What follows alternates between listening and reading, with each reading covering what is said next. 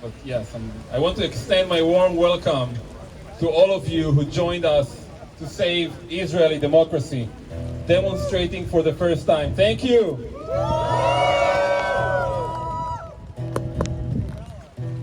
My name is Offir Gutelzon, Israeli American, residing here in the Bay Area with my wife Michal and my two boys Amir and Liran.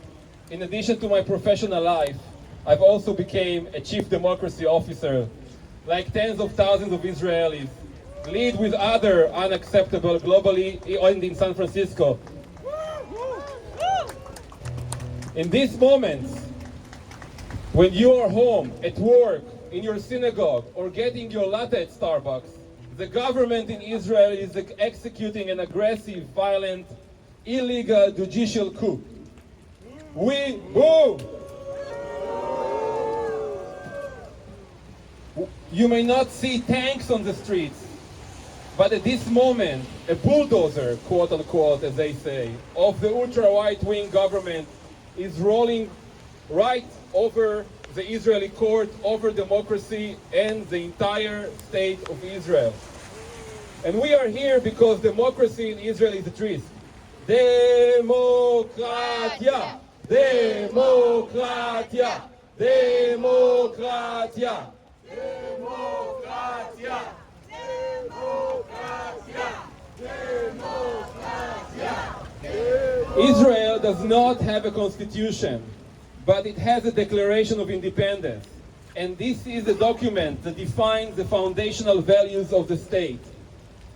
The citizens of Israel have a contract with the only Jewish, Zionist, and democratic Israel based on the values of the Israeli Declaration of Independence. Jewish and democratic, with equality for all its citizens. Based on this contract, we went to war and buried the best among our friends, even when we disagreed with the government in power. We have no such contract with a dictatorship or dictator. But not only we Israelis had a contract with the State of Israel. The State of Israel presented itself from inception as a nation state for all Jewish people, and therefore has a unique term, Jewish and democratic. This is why we're standing here, you all, first time Jewish American and us Israelis, as your parents, your grandparents, stood for Israel in the good times and in times when Israel was under attack. In many ways, so-called reform is a tool for ultra-nationalists and ultra-Orthodox in the Netanyahu government to make sure court won't interfere in their hope to define who is Jewish, which would impact both Israeli and Jewish Americans via definition of the grandchild clause and law of return. And I didn't plan to talk about it because we didn't know it happening, but right now something bad is happening in Israel. We don't know all the details, and we are sorry for everyone who's getting hurt right now. But again, this is actually a sense of urgency. We are seeing what happens when ultra-right and ultra-Orthodox government nationalist is on place. So again, terrible thing.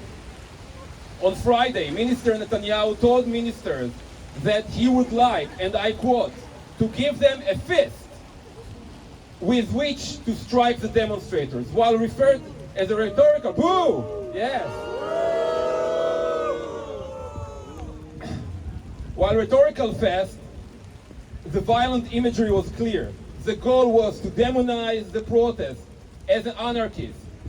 When he and others demonize the protest, we now tell them, Kol Israel Arevim Zeh Lazeh. All Israel responsible to each other. When you raise a fist at our brothers and sisters in Israel, we raise a fist. You raise a fist at all of us. You raise a fist at Israeli democracy. Democratia! Democratia! Democratia! Democratia! In contrast, when I watched demonstrators yesterday in Israel and abroad, I saw the best of Israel and the world jury from all over the country, around the world, and from all walks of life. who are not planning to give up on Israel as a Jewish and democratic state. Are we planning to give up? No! Are we planning to give up? No! Through this judicial coup, the government not only wants to pick and choose who counts as Jewish, but threaten to harm anyone who is not the right kind of Jewish man, including women, LGBTQ, and Israeli Palestinians. And boo! Busha! Busha is shame. Shame! And so we see how our Jewish and democratic state, our homeland, which generations have dreamt of, is on the cusp of coming apart. Are we going to be silent? No! As an Israeli American, I feel closer to you as I have ever felt since arriving here. I am not religious and I'm not going to synagogue, but just like on the Bima, two flags are important for me, the Israeli and the American flag. I am studying right now with my son for his bar mitzvah and fighting for democracy. We are studying the parasha of Exodus from Egypt and fighting again to be free people in our land.